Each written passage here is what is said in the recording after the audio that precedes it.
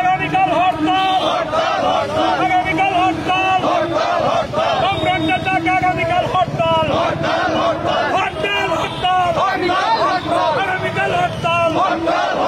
আগামীকাল হরতাল, আগামীকাল হরতাল,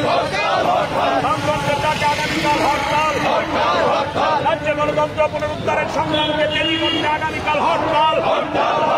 বিজেপি দুর্বৃত্তদের বিরুদ্ধে ঘৃণা তৈরি করতে আগামীকাল হরতাল, সিপিআইএমের ডাকে আগামীকাল হরতাল,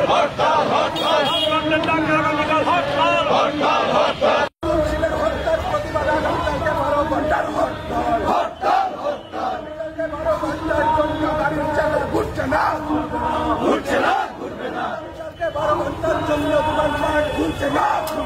ঘুরছে না, ঘুরবে না, ইনকিলাব জিন্দাবাদ, জিন্দাবাদ, মার্ক্সবাদী কমিউনিস্ট পার্টি দিচ্ছে না, ইনকিলাব জিন্দাবাদ, বাদল ছিলেন রক্ত,